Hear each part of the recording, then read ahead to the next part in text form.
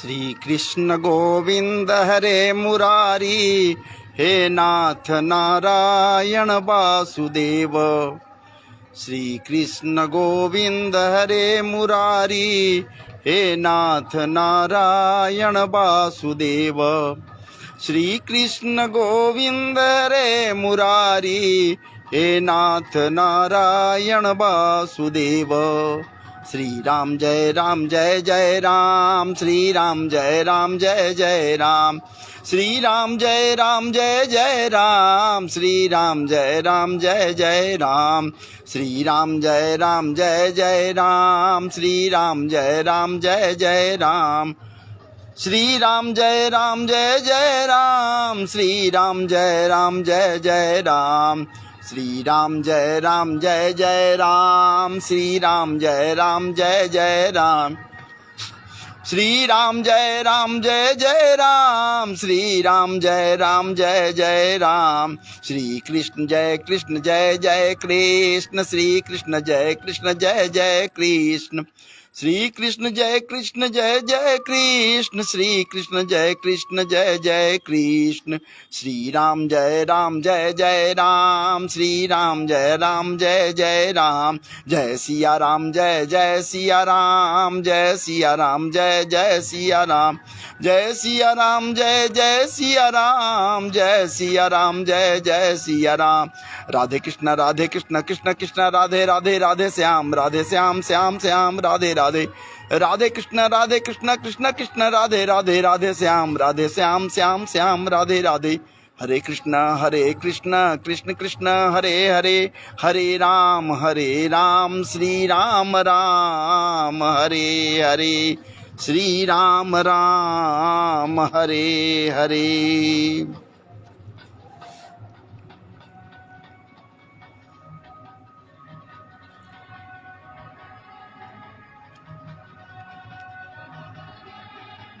बंसी विभूषित करा नवनीर दाभात, पीतांबरा दरुणबिंब फलाब्धरोष्टात्, पूर्णेन्दु सुंदर मुखो दरवींद नेत्रो, कृष्णात् परम किमपि तत्त्वमहं न जाने। कृष्णाय नमः, वासुदेवाय नमः, नमः परमात्मने नमः। गुरु ब्रह्मा गुरुर्विष्णु गुरुदेव महेश्वर, गुरु साक्षात् परब्रह्म तस्मै श्री गुरुवे नमः। जगत गुरु चरण कमलेभ्यो नमः, गुरुदेवाय नमः। वक्रतुंड महाकाय कोटि सूर्य समप्रभ, निर्विघ्नं कुरु मे देव, सर्वकार्येषु सर्वदा, सर्वकार्येषु सर्वदा।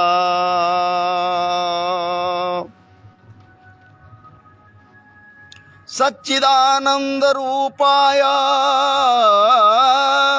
विश्वोत्पत्त्यादिहेतवे, तापत्रय विनाशाय श्रीकृष्णाय वयं नुमः।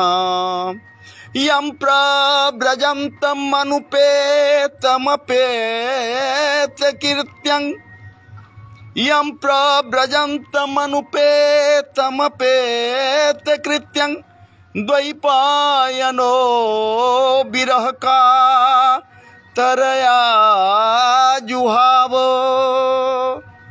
पुत्रेति तन्मयतया तर्वोऽभिनेदुस्तं सर्वभूतहृदयं मुनिमानतोऽस्मि,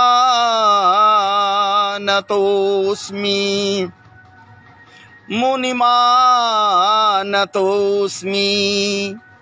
बर्हापीडं नटवरवपो, बर्हापीडं नटवरवपु, कर्णयो कर्णिकारं बिभ्रतवासः कनककपिशं वैजयन्तीं च मालां रन्ध्रान्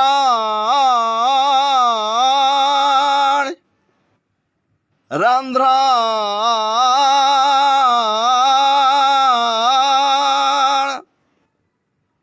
बरहापीडं नटवर बरहापीडं नटवर बपू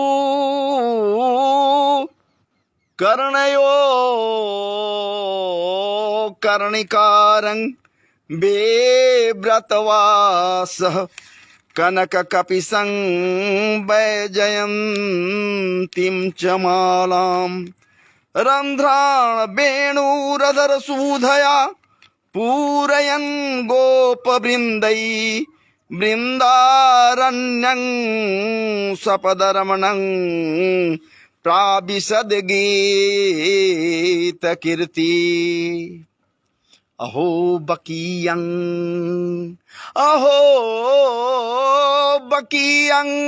स्तनकालकूटं जिघांसया पायदयाप्यसाद्धि लेभे गतिं धा त्रुचितां ततोऽन्यं कं वा दयालं शरणं व्रजेम शरणं व्रजेम।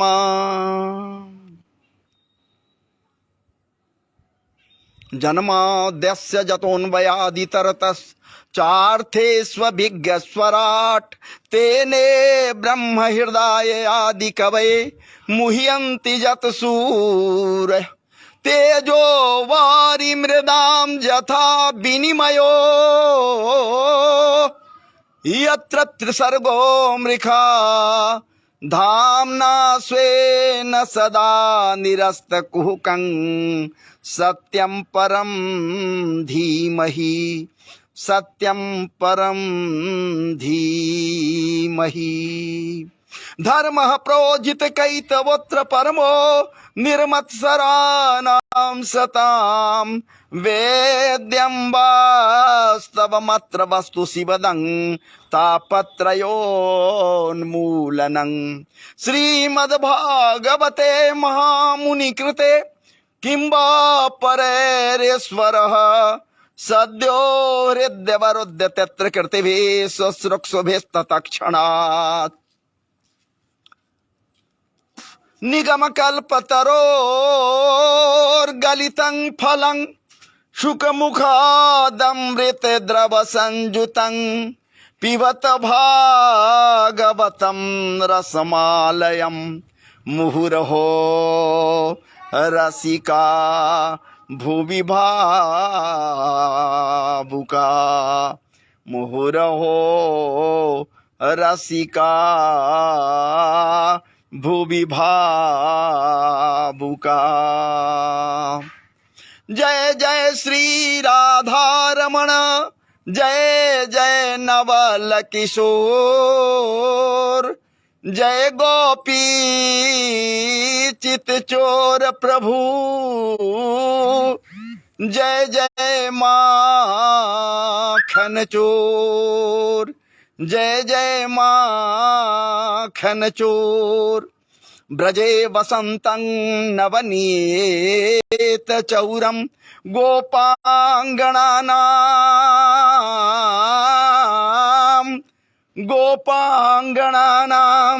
चदुकूल चौरं श्रीराधिकायां हृदयास्य चौरं चौराग्रगण्यं पुरुषं नमामि चौराग्रगण्यं पुरुषं नमामि। राधा तू बड़भागिनी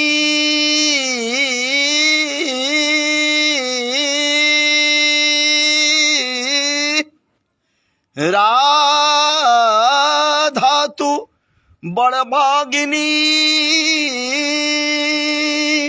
कौन तपस्या किन, तीन लोक त्रिभुवन पति,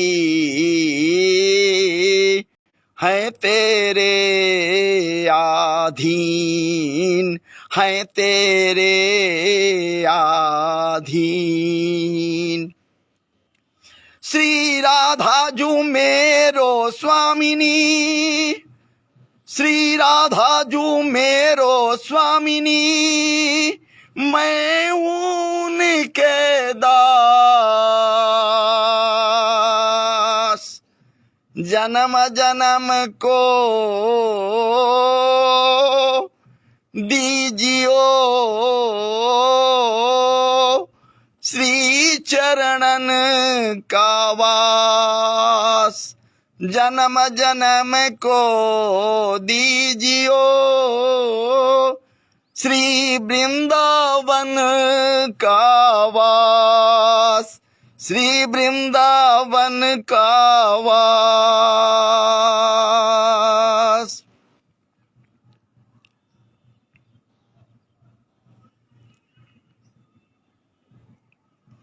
हरि कृपा। संत समुन्नत सुप्रसिद्ध शांत चित्त परिष्कृत विचार वाले परम प्रिय पूज्य समस्त के समस्त दया सागर कृपा सागर, चूंकि संत से बड़ा दया सागर और कौन हो सकता है, कौन कृपा सागर हो सकता है। विद्वान निश्चित रूप से विद्या से ओतप्रोत होकर विद्या सागर हो सकता है, लेकिन महाराज जी संत तो कृपा सागर है, दया सागर है। इसलिए कि जब संत की कृपा होती है तभी भगवंत की प्राप्ति होती है, और जब भगवंत की कृपा हो जावे तभी संत की प्राप्ति होती है। एक दूसरे के पूरक है, नित्य निरंतर सदैव समुज्वल विचार से ओतप्रोत होकर संत सदैव भगवंत को अपने हृदय में धारण किए हुए मुख से महाराज जी वो संत मुख से अपने मुख से भगवंत नाम का संकीर्तन किया करता है। और ये कृपामृत नहीं, दयामृत नहीं, सुधामृत नहीं, तृप्तामृत नहीं, तो महाराज जी और क्या है? संत के मुख से जो निकलता है वो भगवंत के द्वारा प्रदत्त है, क्योंकि भगवंत उसके हृदय में है, सदैव विराजमान है। वो भगवंत जो स्वयं दया सिंधु है, कृपा सिंधु है, हम सब उनके बिंदु हैं। महाराज जी सीकर है, बुदबुद है, सीकर है, बुदबुद है, बिंदु है। कहाँ के? उसी कृपा सिंधु के। और उस कृपा सिंधु का महाराज जी कृपा सदैव उस संत के हृदय में सदैव है महाराज जी। चूंकि कहा भी गया है गोस्वामी जी के द्वारा, बिनु हरि कृपा मिल ही नहीं संता। जब हरि की कृपा हो जावे तो संत की प्राप्ति हो जावे, और संत महाराज जी चाह जाए आप पर कृपामृत का परिवर्षण कर दे तो हम सबको निश्चित रूप से एक न एक दिन भगवंत की प्राप्ति हो जाएगी। तब भगवंत को पाने के लिए क्या करना होगा? सच्ची श्रद्धा, और विश्वास। यदि अटूट विश्वास है और सच्ची श्रद्धा है और महाराज जी समस्त प्रोज्वलता को धारण अपने हृदय में करते हुए, समुन्नत विचार को अपने अंदर स्थापित करते हुए, चिंतातुर होकर नहीं, चिंतन के क्षेत्र में अपने आप को लगाने के पश्चात महाराज जी जैसे ही सच्ची श्रद्धा सुमन वो बांके बिहारी के श्री चरणों में, वो संत के कृपा से समर्पित करेंगे हम लोग, तो निश्चित रूप से महाराज जी एक न एक दिन वो समरिया सरकार त्रिभंग ललित मुद्रा को धारण किए हुए वो टेढ़ो टांग वाला निश्चित रूप से आपके, हमारे या किसी और के हृदय को वृंदावन के निकुंज, पवित्र निकुंज समझते हुए हृदय में महाराज जी आकर प्रकट हो जाएगा। चाहे वो क्षण मात्र के लिए ही प्रकट हो जाए, लेकिन क्षण मात्र के लिए यदि वो संत के कृपा से वो ठाकुर जी वो त्रिभंग ललित मुद्रा धारण किए हुए महाराज जी, क्या बात है, क्षण मात्र के लिए भी हृदय में आकर हृदय के कोमल तारों को झंकृत कर दे, यदि आ जावे हृदय में, तो महाराज जी क्या बात है। नारद जी को और क्या हुआ था, यही तो हुआ था। संत उनके पास थे, संत के आश्रय में थे, और संतों के द्वारा इन्हें महाराज जी और कुछ नहीं, द्वादशाक्षर मंत्र ही तो मिला था, ओम नमो भगवते वासुदेवाय। बस वो बाल्यपन में, बाल्यावस्था है उनका, किशोरावस्था नहीं है, प्रौढ़ावस्था उस समय नहीं है, बालक का हृदय है। लेकिन महाराज जी आप जानते हैं कि बालक का हृदय हो सकता है किसी और प्रौढ़ का, किशोर का हृदय नवनीत समान नहीं हो सकता है, लेकिन बालक का हृदय तो नवनीत समाना, परिष्कृत हृदय होता है, पवित्र हृदय होता है, कोई छल छद्म कौशल नहीं होता। वो मिट्टी का धोंधा है, जैसे पावो चाक पर रख दो, जो बनाना चाहो बना लो, बना लोगे, निश्चित रूप से बना लोगे, क्योंकि मिट्टी का धोंधा है वो। जिस बर्तन को बनाना चाहो बना लोगे, वो बालक। और उस बाल्यपन में महाराज जी ये द्वादशाक्षर मंत्र का प्रभाव ये हुआ कि इनके हृदय में क्षण मात्र के लिए वो समरिया सरकार, क्या बात है, वो समरिया सरकार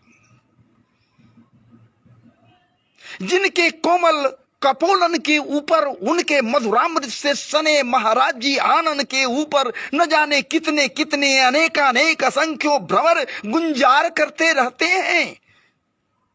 क्या बात है, इनके सौंदर्य पर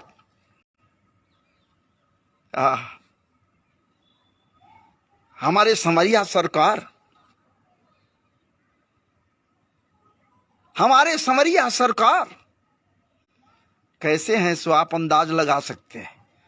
क्षण मात्र के लिए तो क्या आप या हम या कोई भी यदि श्रद्धा से उनके आश्रय में जाने के लिए सदैव तत्पर रहे, तो क्या क्षण मात्र के लिए भी हृदय में वो नहीं झंकार करेगा। महाराज जी निश्चित झंकृत कर देगा हृदय के तारों को। कुछ नहीं करेगा तो त्रिभंग ललित मुद्रा में आकर वेणु को अधरण पर पधराए हुए महाराज जी मधुर तान को जरूर छेड़ेगा। कृत्य कृत्य हो गए, जिसके हृदय में वो आ गया कृत्य कृत्य हो गया। लेकिन जहां वो आता है अहंकार नहीं आता है महाराज जी, अहंकार भय से भाग जाता है, अहंकार निर्मूल हो जाता है, काम आदि दोष जितना कुछ है वो सब काफूर हो जाते हैं महाराज जी, कपूर की भांति। जैसे ही हृदय में वो, तो हृदय में क्यों आएगा भाई, हृदय में क्यों आएगा? वो तो वृंदावन धाम का ही न है। प्रियाजू कहां है? बरसाने में है ना महाराज जी। ठाकुर जी से एक क्षण के लिए अलग है क्या? हमारे कृष्ण कन्हैया जी से एक क्षण के लिए विलग है क्या? नहीं। अरे वही तो कृष्ण है, वही तो राधा है, तो अलग कैसे रहेंगे? सवाल ही नहीं उठता है। भावनाओं में डूबिए ना, भावुक बनिए ना, अपने विद्वता के ऊपर राग मत न अलापिए। ठीक है, आप विद्वान हो, हम विद्वान हैं, वो विद्वान है, वो विद्वान है, कोई जरूरी नहीं कि विद्वान जो होगा वो भावुक ही होगा। रस को पीने के लिए महाराज जी रस के स्वाद को जानना होगा। रस को पान करने के लिए रसिक होना होगा। जब आप रसिक बनोगे, भावुक बनोगे, तभी ठाकुर जी के रस को प्राप्त कर सकते हो, पी सकते हो, पा सकते हो, किसी को पिला सकते हो, पवा सकते हो, अन्यथा दुर्लभ है। क्या कहा गया? निगम कल्प तरोर, कोई सामान्य महाराज जी नहीं, ये भागवत जी कह रहे हैं। निगम कल्प तरोर गलितं फलं शुक मुखादमृत द्रव संयुतं पिबत भागवतम रसमालयम मुहुर्हो रसिका भुवि भावुका। ये पके फल के ऊपर में जो वेद रूपी कल्प वृक्ष से पका हुआ फल है महाराज जी, इस पके फल के ऊपर में सुख स्वरूप सुखदेव जी महाराज के चंचू का आघात हुआ है। सुख स्वरूप है, इसलिए मैं चंचू शब्द कहा यहां पर। चंचू का आघात हुआ, ये भाव है, हृदय का उपज है। यदि इस दास से कहीं कुछ गलतियां हो रही हों, कहने में, आपको बतलाने में, सुनाने में, एक नाचीज समझकर मुझे क्षमा करेंगे। लेकिन इतना जरूर है कि महाराज जी भावुक होना होगा, रसिक होना होगा, तभी भावातिरेक में डुबकी लगाओगे और तभी ठाकुर जी के बाल माधुर्य, लीला माधुर्य का रसास्वादन करोगे, वेणु माधुर्य का रसास्वादन करोगे। कोई भी करेगा, अन्यथा कभी नहीं कर पाएगा। एक बात विचार कर लीजिए भैया, आप जो हमसे जुड़े हुए हैं, जो नहीं भी जुड़े हुए हैं, जो देश में अपने हैं, जो विदेश में भी मेरे मित्र हैं, वो भी यदि कहीं से मेरी आवाज को सुन रहे हैं, ये बात सही है कि वो हिंदी नहीं समझते होंगे, हमारी भाषा को नहीं समझते होंगे, उसे ट्रांसलेट कर सकते हैं, सुन सकते हैं, समझ सकते हैं। मैं मिथ्या कुछ नहीं कह रहा, मिथ्या राग नहीं अलाप रहा।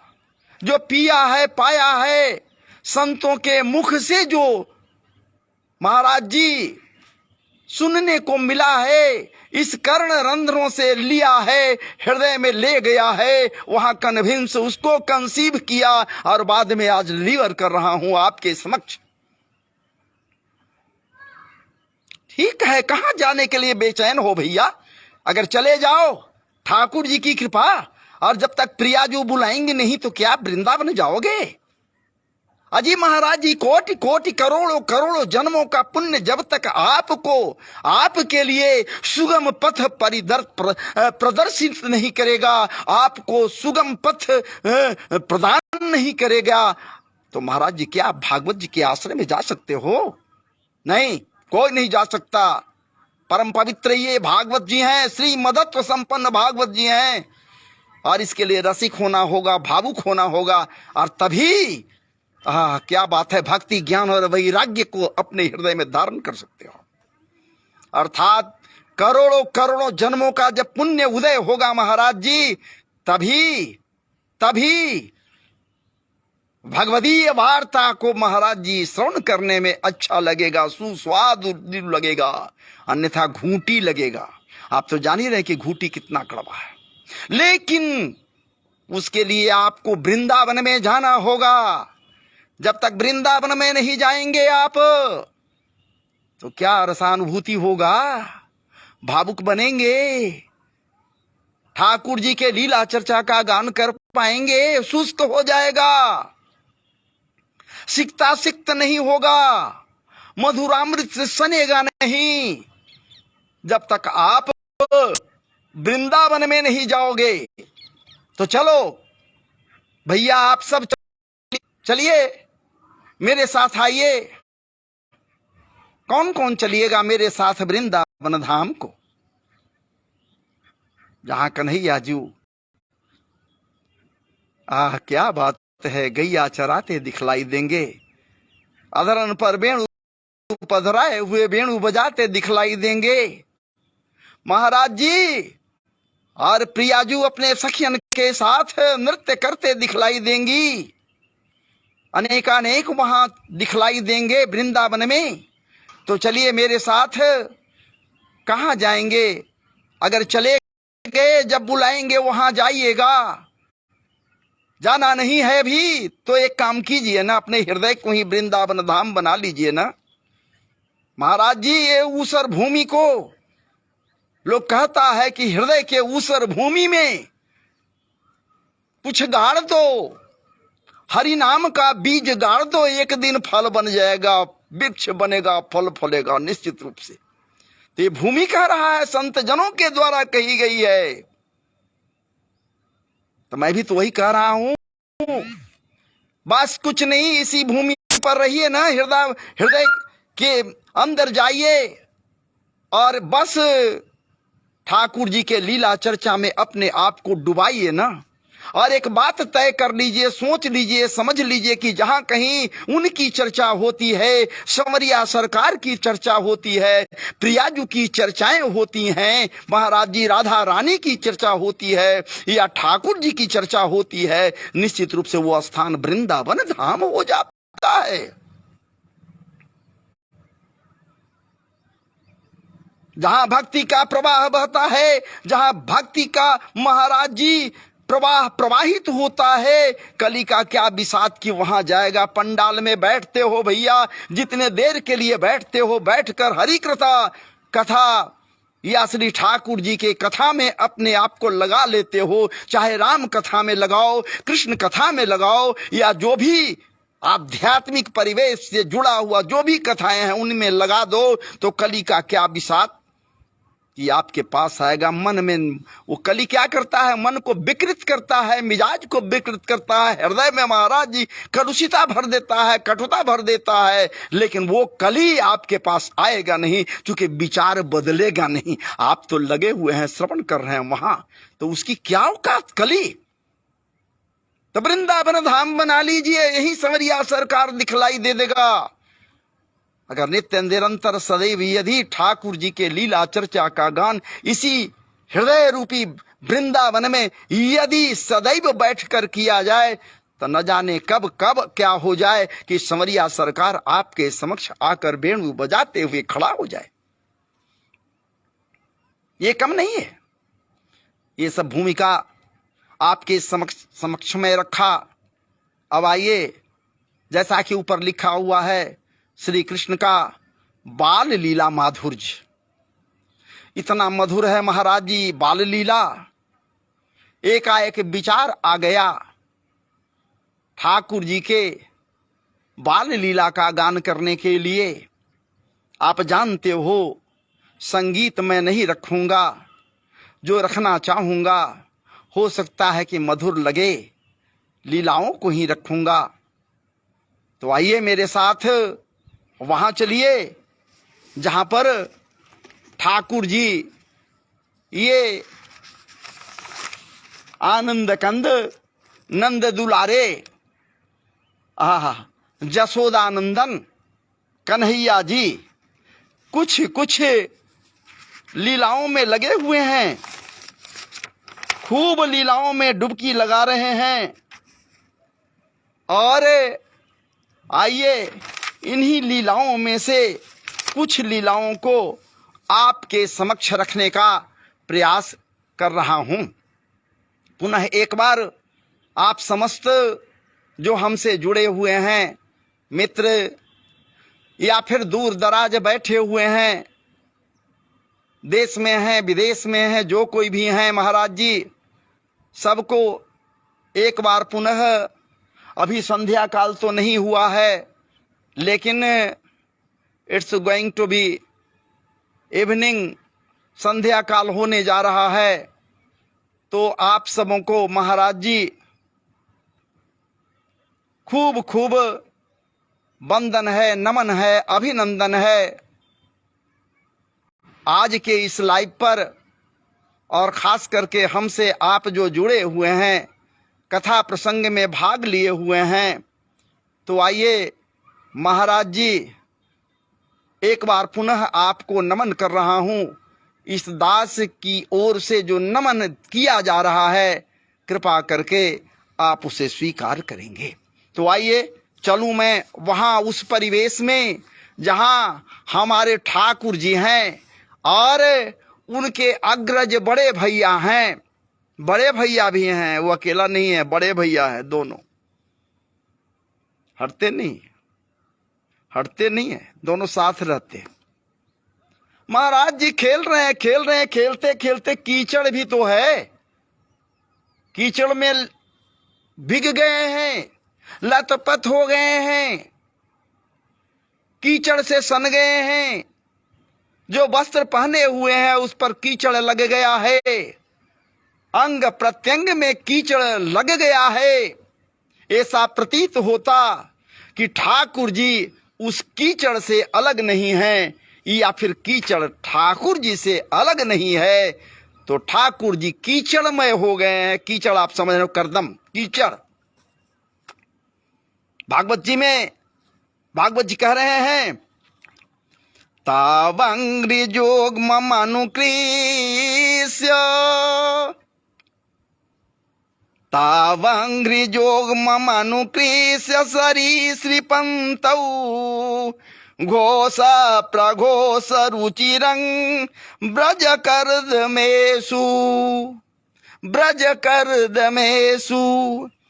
तन्नादहृष्ट मनसा वनुसृत्य लोकं मुग्ध प्रभीत बदुएप्य यतुरंति मात्रो। महाराज जी पैरों में पाजेब पहने हुए हैं हमारे संवरिया सरकार, जिसे पैजनी कहा जाता है, जिसमें छोटे छोटे घुंघरू लगे हुए हैं। आज जब अभी बालक हैं, ठुमक ठुमक चलते हैं, तो रुन झुन की आवाज जब होती है तो ऐसा प्रतीत होता मानो क्या बात है, दुंदुभी बजाते हुए कामदेव समस्त विश्व के ऊपर विजय पाने के लिए चले आ रहे हैं। वो आवाज में कैसी मधुरता है, मुग्धता है। उसी आवाज को श्रवण करने के बाद महाराज जी लोग मुग्ध हो जाते हैं, मैया मुग्ध हो जाती है, या फिर वहां जितने भी लोग हैं, स्त्री पुरुष जो हैं, नंद बाबा मुग्ध हो जाते हैं। वो रुन झुन की पैजनी की आवाज को श्रवण करने के पश्चात ठुमक ठुमक चलते हैं। अकेले नहीं हैं, दो दो पैजनियों की आवाज है। किनके महाराज जी? बलराम और श्री कृष्ण के पैरों में जो पाजेब हैं महाराज जी, बस उसी की आवाज है। आते हैं उधर से दौड़े हुए, खेलते खेलते, न जाने किसी कीचड़ में चुके कर्दमेषु, यहाँ कहा गया है घोष प्रघोष रुचिरं ब्रज कर्दमेषु। ब्रज में कहीं किसी जगह पर कर्दम होगा, कीचड़ होगा। कैसा कीचड़? कोई बारिश थोड़े हुई है महाराज जी। गाय हैं, गो माता है, बछड़े हैं, हो सकता है मूत्र त्याग कर दिए होंगे, गोमूत्र वगैरह से जो कीचड़ हो जाते हैं उसी से सन गए हैं, या न जाने कहीं से वो कीचड़ हो गया और उसी कीचड़ में तो ये सन गए हैं। ठाकुर जी हमारे दौड़े हुए आते हैं और मैया के क्या बात है, गोद में चढ़ने के लिए मचलने लगते हैं। लेकिन मैया चूंकि वो अभी उनका वस्त्र गंदा है, कर्दममय है, कीचमय है, अंग प्रत्यंग में कीचड़ लगा हुआ है, फिर भी वो बालक, वो कन्हैया जी मैया के साड़ी से लिपट जाते हैं। एक तरफ श्याम और दूसरे तरफ बलराम। क्या बात है, लिपट जाते हैं। उसी को यहां पर कहा गया सरिसृपंतौ घोष प्रघोष रुचिरंग ब्रज कर्दमेषु। ऐसा मनोरम दृश्य, ऐसा मनोहर दृश्य महाराज जी, और वो उस पर ध्वनि जो हृदय को प्रफुल्लित कर दे रहा है, झुनझुन की आवाज, और मुस्कुराते हंसते हुए वो बालक आकर लिपट पड़ता है। मैया कहती है, मैया उसी अवस्था में उठा लेती है बालकों को मैया उठा लेती है। कौन कौन मैया है भैया? उधर रोहिणी जी हैं, और इधर कौन है? जसोदा जी हैं। ये दोनों बालकों को गोद में भी उठा लेते हैं, गोद में उठा लेते हैं। और उठाते हुए जैसा संतों का भाव है महाराज जी, कुछ संत ये भी कहते हैं कि माता कहती है कि अरे बेटे, अरे छोने, अरे लल्ला, अरे लल्ला, क्या तू पूर्व जन्म में, क्या पूर्व में सूकर था जो मुस्कुरा रहा है, हंस रहा है, इस करदम में लिपटा हुआ है, ये कीच से सना हुआ है? क्या पूर्व में तू सूकर था कि कीच से तुझे इतना प्रेम है? आहा, क्या बात है। विचार आप भी कीजिए न महाप्रभु। ओ ठाकुर जी जब सुनते हैं इस बात को, जवाब नहीं देते, मुस्कुरा पड़ते हैं महाराज जी। हमारा भाव नहीं, संतों का भाव है महाराज जी। मुस्कुरा पड़ते हैं। अब मुस्कुराते हुए क्या मन में विचार करते हैं कि मैया लगता है कि मुझे पहचान गई, मुझे समझ गई, मेरे विषय में जान गई कि कभी मैं बाराह का अवतार भी लिया था। बाराह सूकर, कभी मैं उस समय जब प्रलय हुआ था उस समय की बात है, बाराह का भी मैं अवतार लिया था।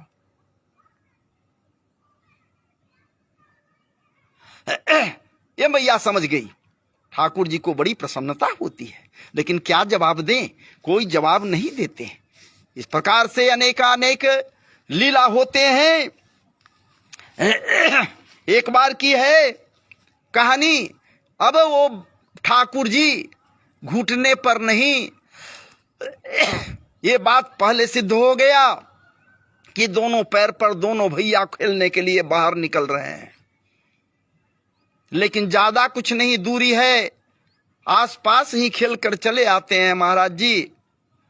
और एक समय की बात है, अपने महल में ही, अपने गेह में ही ठाकुर जी माखन चुराने का प्रयत्न कर रहे हैं।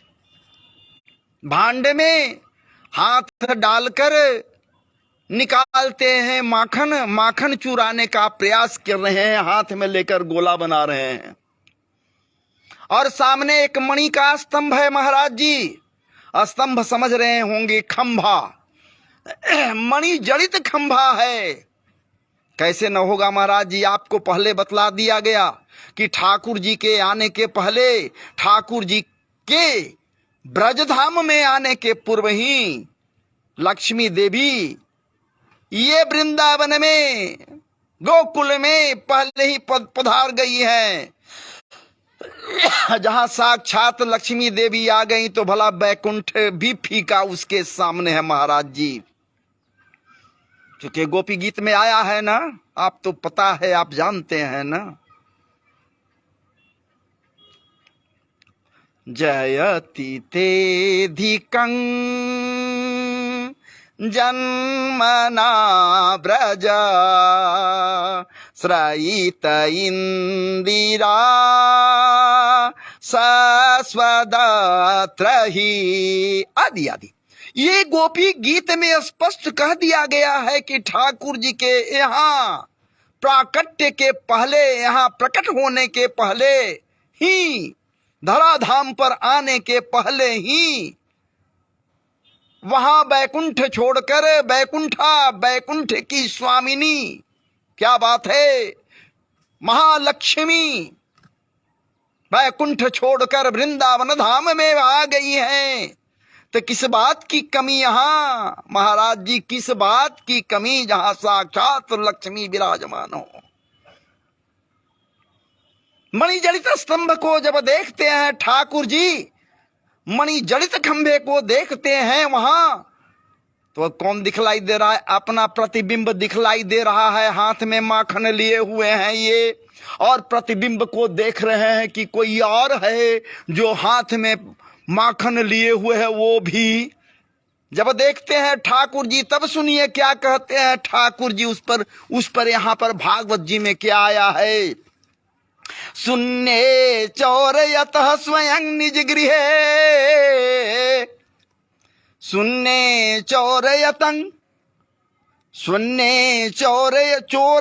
स्वयं निज गृहे, हयंगवीनं मणि स्तंभे स्वप्रतिबिंबमेक्षितवतो तेनैव सार्धम्यभ्या भ्रातर मां बदमातरं मम समो भागस्तवापीहितो भुङ्क्ष्वेत्यालपतो हरे कलवचो मात्रारः श्रूयते। कहते हैं कि अरे भाई, मैं तो जो करने आया हूं वो कर रहा हूं। मेरा देखा देखी तू कहां से आ गया? तू कहां से आ गया? क्या तू भी चोरी करने के नियत से मैया के घर में आए हो? अरे मैं तो माखन चोरी कर रहा हूं, मैं माखन को चुरा रहा हूं। क्या तू भी माखन चोरी करने आया है मेरे समान?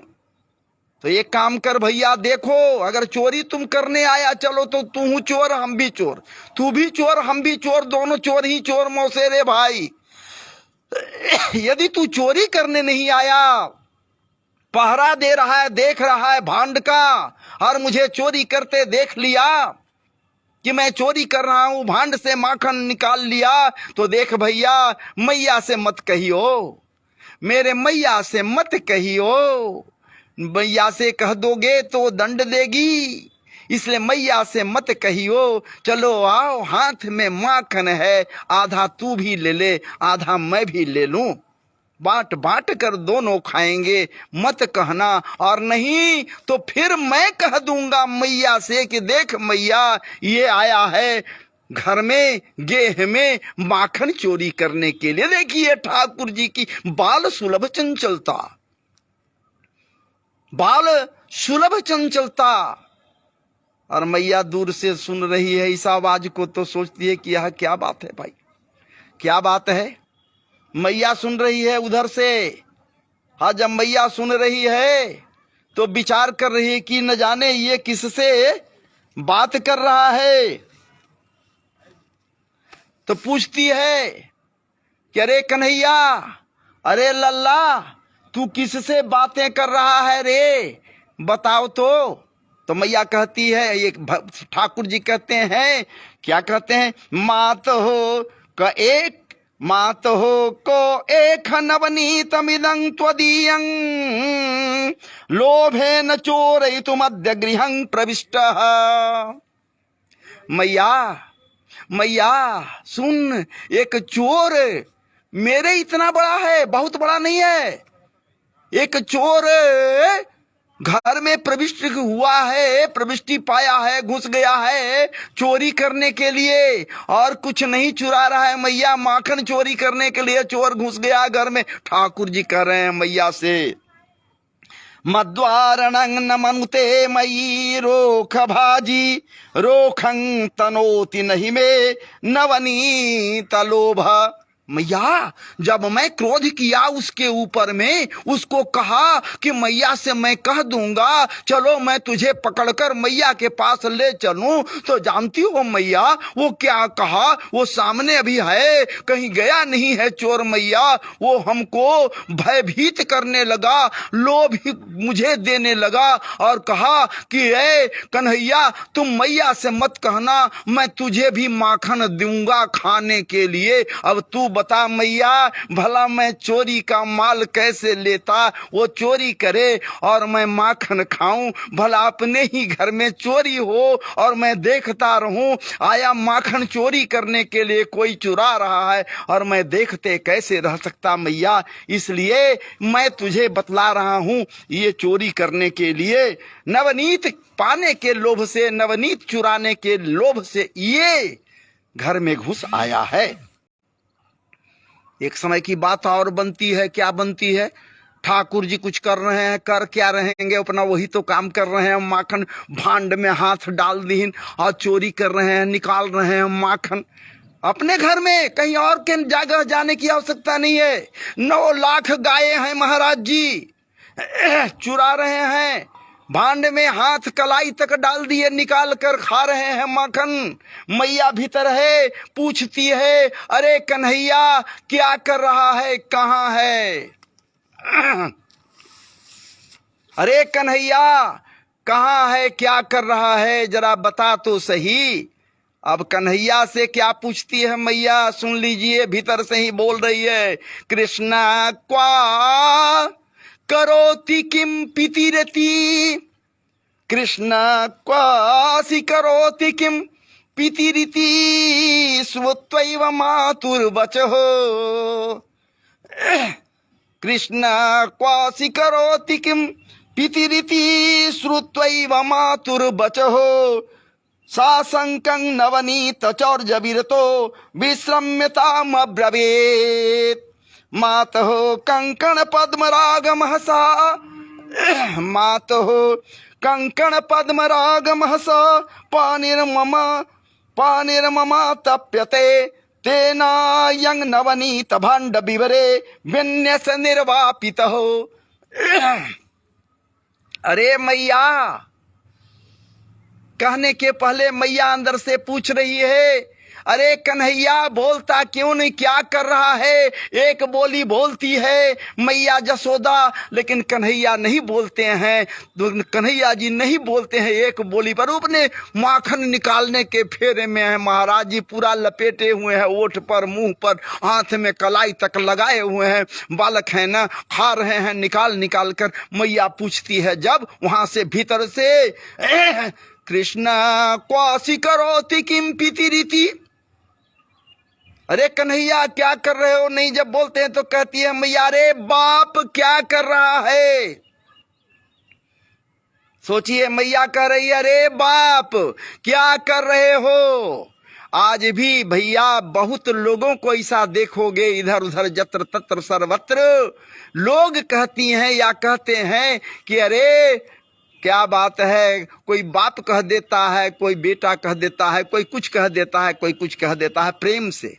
यहाँ प्रेम से मैया भी यहाँ अरे बाप कन्हैया जी को कह रही है। बस ठाकुर जी इसी बात पर मुस्कुरा पड़ते हैं कि मैया मुझे आज पहचान गई। संतों का भाव मेरा भाव नहीं, मैया आज मुझे पहचान गई, क्योंकि मैं तो जगत पिता हूँ और जगत पिता को लगता है कि मैया पहचान गई, ये तो गलत हो जाएगा, इसलिए तो मुझे बाप कह रही है। ये ठाकुर जी विचार कर रही है, संतों का भाव मेरा भाव नहीं। तो इस तरह से ये जो है वहां पर ठाकुर जी विचार कर रहे हैं, लेकिन यहाँ पर ठाकुर जी फिर क्या कहते हैं जरा सुनिए ना। अरे ये क्या कर रहे हो? अरे कन्हैया क्या कर रहे हो? वहां पर नजदीक आ गई मैया। जब आती है तो ठाकुर जी कहते हैं कि अरे मैया, मेरे कलाई में जो पद्मराग मणि का तुम कडुला जो पहना दिया है, मात हो कंकण पद्मराग महसा पानिर्मा तप्यते,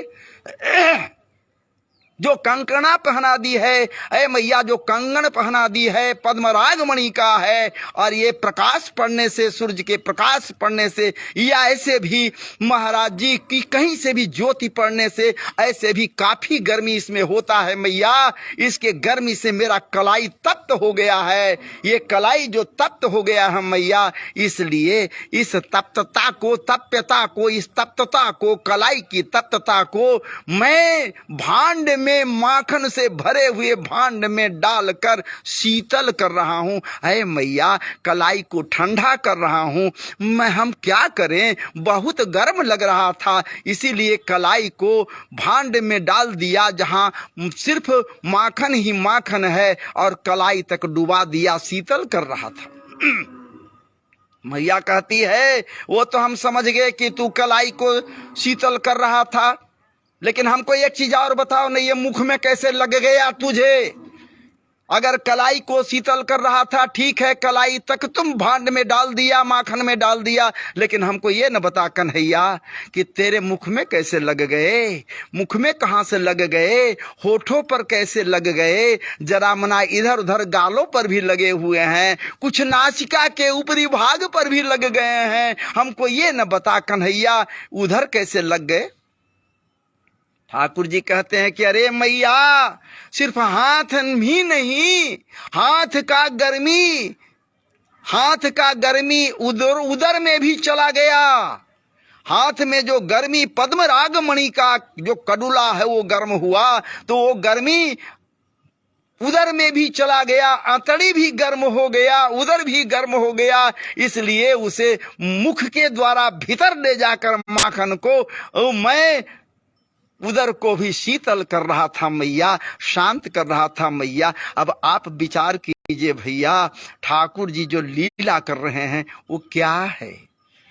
अद्भुत लीला है, अलौकिक लीला है, अचिंत्य लीला है। महाराज जी, वो लीला कोई सामान्य लीला नहीं है, इसीलिए तो लीला माधुर्य से ओतप्रोत ये हैं। ठाकुर जी के पास लीला माधुरी है। अब आपको हम क्या कहें? तो इसी लीला माधुरी को मैं आपके समक्ष लेकर रखा। और एक तो और लीला ऐसा जबरदस्त कर दी ठाकुर जी, उलाहना पर उलाहना आती है। एक गोपी उलाहना कर रही है, मैया से कह रही है कि अरे मैया, तेरा लल्ला बहुत श्रृंखल हो गया है, नटखट है, बहुत नटखट है, बहुत बदमाशी अब कर रहा है। अब इसका पैर हो गया, बाहर चल रहा है, घूम रहा है, फिर रहा है, तो ऐसा गलत काम कर रहा है कि हम क्या बतावें। अरे गोपी, क्या हुआ? मेरे लल्ला के विषय में इतना शिकायत क्यों कर रही है? बता न सही, क्या किया मेरा लल्ला? क्या बात है? कैसे कैसे कैसे कैसे और कैसी कैसी बातें यहाँ गोपियों के मध्य होता। वो गोपी कहती है, सो सुनिए, तेरा लल्ला क्या करता है मैया? उलाहना मैं देने आई हूं। बत्सान मुंचति क्वचिद समये, बत्सान मुंचन क्वचिद समये, क्रोश संजात हासो अस्तेयं स्वा तया दधिपया कल्पितैस्ते अजोगै। मरकान भोक्षयन विभज्यति, मरकान भोक्षण विभजति, सचन्नाति भाण्डं भिनत्ति, द्रव्य लाभे सगृह कुपितो यात्युपकोस्य क्रोश्य तो कान। ठाकुर जी कहते हैं, सो नहीं वो बाद की बात है। मैया से कहती है गोपी, कभी कभी ऐसा काम कर देता है, किसी भी समय तेरा लल्ला बत्सान मुंचति क्वचित समय, कभी भी किसी समय बच्चे को खोल देता है। गाय के पास, गैयन के पास बच्चों को खोल देता है, बछड़े को खोल देता है, और वो दुग्ध सब पी जाती है। अब तुम ही बतलाओ मैया, हमें बतलाओ, अगर ये गोपी, ये अगर सब बछड़े जब दूध पी जाएंगे तो दूध कहाँ से आएगा? वो दूध फिर हम कैसे लेकर जाएंगे मथुरा? अगर कंस के यहाँ नहीं लेकर जाते हैं, मथुरा में यदि दूध नहीं जाएगा तो हमारा रोजी रोटी कैसे चलेगा? हम लोगों का जीना मुहाल कर देगा वो कंस। उसका भय भी तो है, इसलिए तेरा लल्ला नटखट हो गया है। कभी भी किसी भी समय वो बछड़े को खोलकर दूध पिला देता है, और कहता है, बोलता ये जाता है कि अरे गोपी, तू अपने बच्चों को दूध नहीं पिलाती है, दूध नहीं देती है, इसलिए मैं खोलकर बछड़े को पिला दिया। अरे मैया, हमको ये बताओ, अपने बच्चों को पूरा दूध अगर बांट दूं, पिला दूं, तो कल को मथुरा कैसे दूध जाएगा? मैया कह रहे, मैया से गोपी कह रही है, तो दिक्कत न हो जाएगा मैया? और इतना ही नहीं करता है वो, अपने तो खाता है सो खाता, माखन भांड में लिए हुए ले लेता है, अपने खाता भरपेट खाता। और मरकान भक्ष मरकान वो बंदरों को बुलाता है और बंदरों को भरपेट माखन खिलाता है। और माखन जब भांड में से समाप्त हो जाता है मैया, वो पटक कर वहीं चकनाचूर कर देता है। दधी खाता दहेड़ी को भी तोड़ देता है मैया। हमको ये बताओ, क्या ये उचित है? इस प्रकार से महाराज जी एक नहीं अनेकानेक हैं। तो आज मैं आपके समक्ष जो रखा इतना ही रखा, और अब किसी और दिन मैं आप लोगों के लिए लेकर आऊँगा। भी बहुत सा है माधुर्य, लीला माधुर्य बहुत है, जिसकी परोसाई मैं आपके समक्ष करूँगा। यदि इस दास से कुछ गलतियाँ हुई हों, कुछ अशुद्धियाँ हुई हों महाराज जी, तो इस दास को आप क्षमा करेंगे। तो चलिए, जय जय श्री राधे, जय जय श्री राधे, जय जय श्री राधे। आप के लिए अपने चैनल पर, जो मेरा यूट्यूब पर चैनल है, लिंक ऐसे मैं डाल ही देता हूँ। इसको लोड करता हूँ तो उस चैनल को सब्सक्राइब कर लेंगे, तो जितना वीडियो है सब देखने सुनने को मिलेगा। और इसको भी मैं डाल दूंगा, आप वहाँ से इसे श्रवण कर सकते हैं, जब चाहेंगे आपको मिलेगा। तो आइए पुनः आपको जय जय श्री राधे, जय जय श्री राधे, जय जय श्री राधे। वृंदावन बिहारी लाल की जय, कृष्ण कन्हैया लाल की जय। और आप सबों को, आप जो हमसे जुड़कर कथा प्रसंग में भाग लिए हुए हैं, सबको अनेकानेक हृदय के अंतरतम गहराइयों से महाराज जी राधे राधे है। आशीर्वाद आशीर्वाद है, आशीर्वाद है, आशीर्वाद है। जय जय श्री राधे, जय जय श्री राधे। अब आदेश दीजिए, अब मैं यहीं पर विराम ले रहा हूँ।